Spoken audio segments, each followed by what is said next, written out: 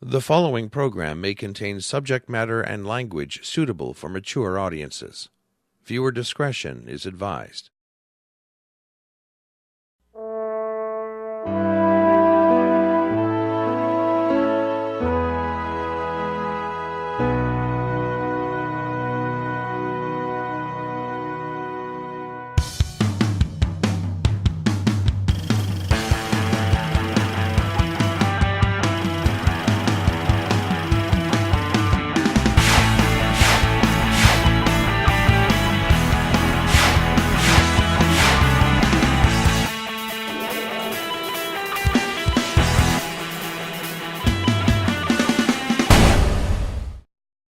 And welcome back to another edition of The Meltdown. I'm Norm. And I am Jeff. So today on the program, we are looking at consent. Now, consent, along with respect, is at the core of such things as the Me Too movement. So in our fun facts today, we're going to be looking at the origin of the Me Too movement. If you thought it was 2017, you're wrong.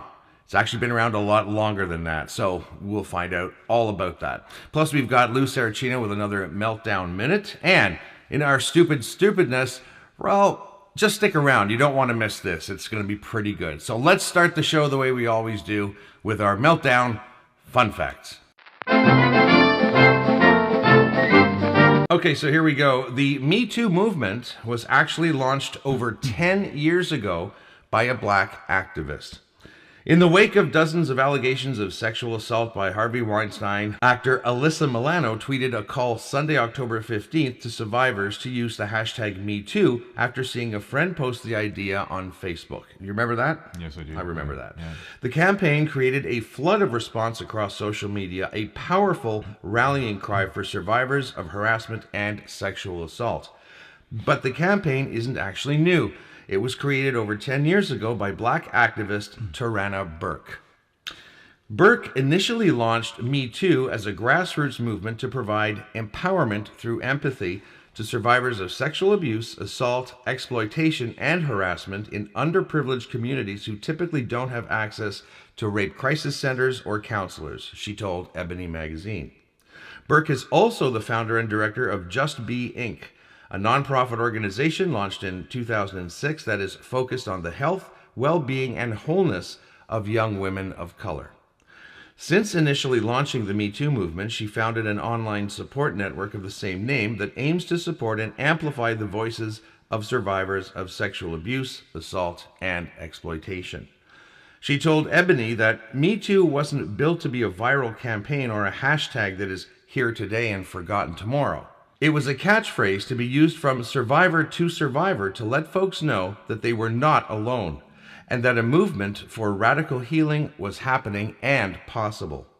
What's happening now is powerful, and I salute it and the women who have disclosed it, but the power of using Me Too has always been in the fact that it can be a conversation starter or the whole conversation.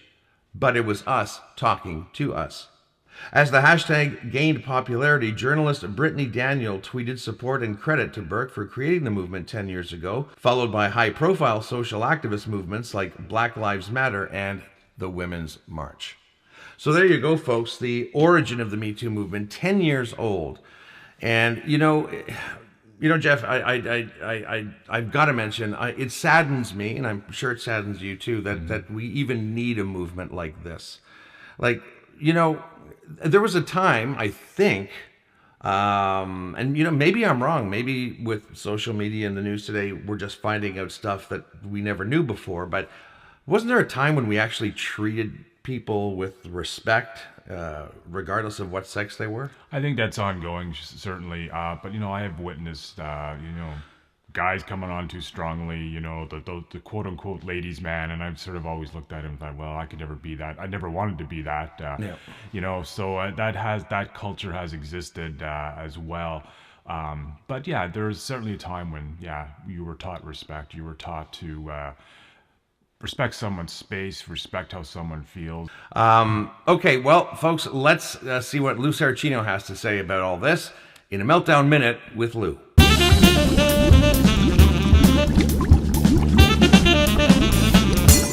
The Me Too movement is an important, essential, movement. And I got to tell you honestly, I never thought I would live long enough to see us have the conversations we're having as a society. And these are important things to talk about. The way people are treated and respect for other people is an important thing. But I got to tell you, I'm a little blown away by the fact that we actually need it at all. Are there that many guys who are idiots? Apparently. Guys, here's the thing. If you're in a room with some women, don't touch them. That's the best tip I could give you. Write it down somewhere. Get a tattoo. Maybe put it into your lapel. I don't care. The fact of the matter is that we seem to have forgotten how to be nice to each other, and that blows my mind. I understand that there are 10 commandments depending on which religion you follow, and whichever one you follow, good for you. As far as I'm concerned, we need one, and that is, don't be a dick.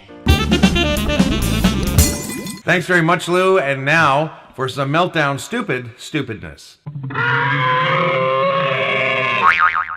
As promised, this was worth waiting for.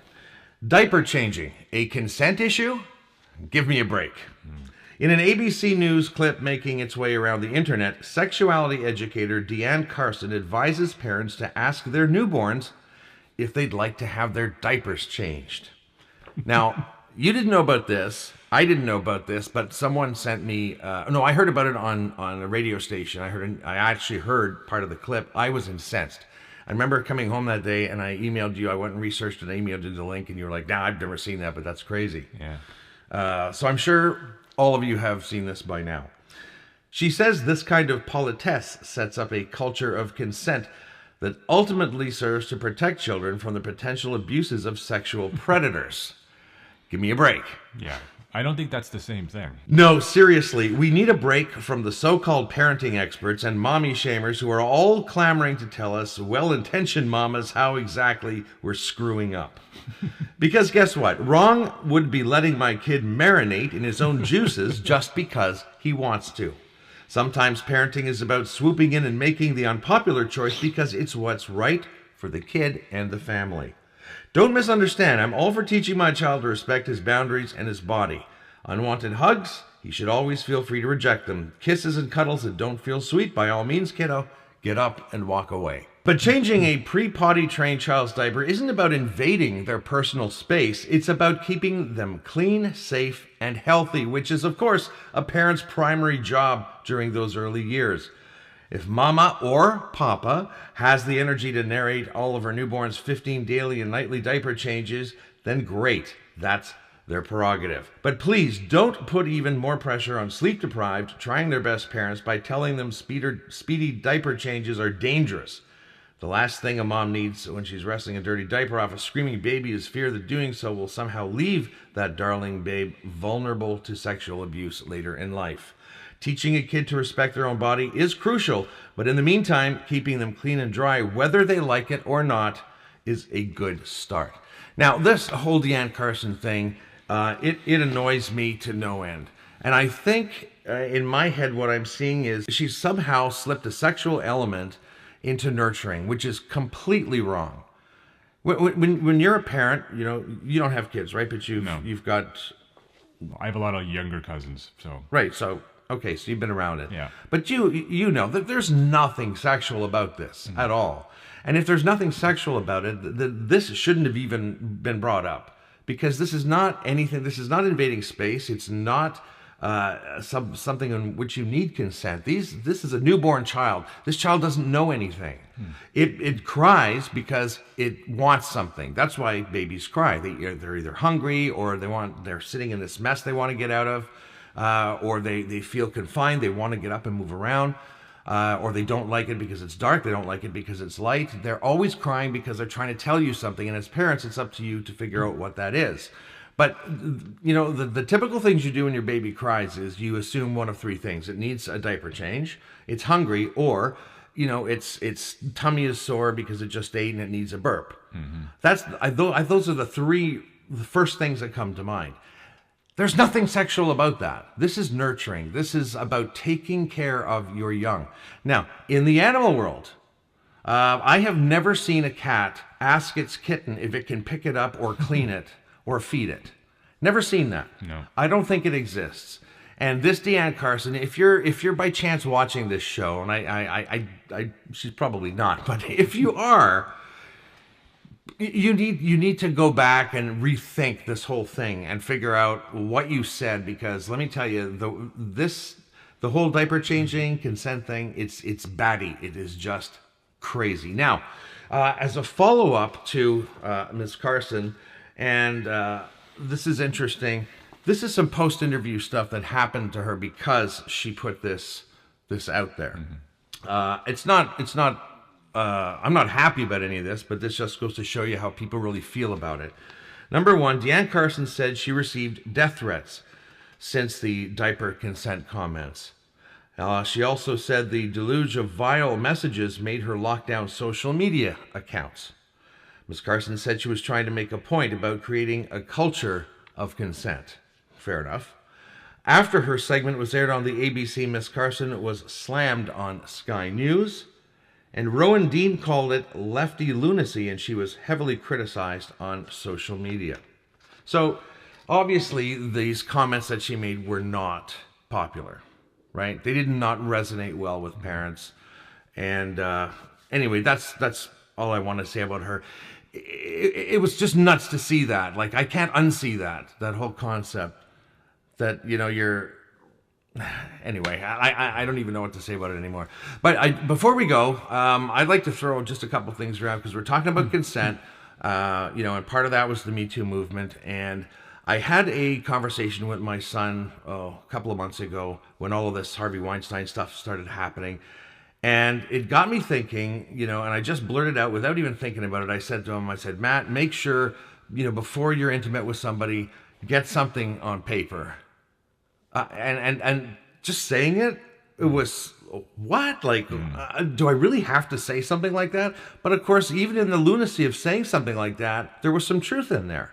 My way of saying, be really careful. And how do you know nowadays that when someone says yes, they actually even really mean yes? Is it possible they're going to come back a year from now and say, well, I said yes, but I was under duress. I felt like I had to say yes. We have to be really careful. Like, you really need to get to know somebody well, right? I mean, this is what taking your time is all about, folks. And I think it's a good thing. We're in the age now, the Me Too movement, even though it was, originated 10 years ago, because of what's happening now and all the support that it's getting, the pendulum has swung really, really, really, really far. And we know it's got to come back a little ways. But how could it go too far? How could the Me Too movement actually be damaging? Any ideas on that? Well, again, I think it's just sort of the radical look at it. The diaper example, of course, is a great example. But I don't know how far it can go to the point where maybe we walk away from each other, and that's not healthy either, because, we are living together in this world. Really, for me, what it comes down to is just having that mutual respect. Listening is obviously important. Taking your time, which is important, I think, in any relationship anyways, taking your time with things. Getting to know each other, just being aware of what's going on around you. I mean, these things may sound trite, but they're not. They're elementary, and just be aware of what's going on, and don't live in fear of it. Though don't live in fear that if you want to flirting is generally fine. But if somebody is clearly uncomfortable with it, don't do it. Just know when to advance and know when not to advance, and know when you've. That's tough, though, Jeff. That's tough. I know. You think you know. What if you think... What if you're getting what you think are signals that it's okay for you to advance, but it's really not? This is my point. Yeah. I'm not denying that. I guess my answer to that is just don't be afraid. Don't... I know what you're saying, Norman. You're right. So sometimes you can't tell. I guess it's just, I don't know, use your best judgment. And if you're aware of the fact that everyone deserves to be treated with respect, that should go be a with part that of and just know what you can do and what you can't. I know this is sounding sort of trite and open-ended, but I think I've got this. I can wrap this up with what you're saying. Yeah. Have conversations. Yes. Talk to each other. If you are unsure, or if you think you're getting a signal, go ahead and ask. Sit down and have the conversation. I think, number one, that's so important. You should be doing that anyway. But if you're unsure about something and the relationship's fairly new, have a conversation. It doesn't really take anything away from the playful nature of it. Your conversation is just to to find out where everybody's at. And men, here is one last thing I want to leave you with.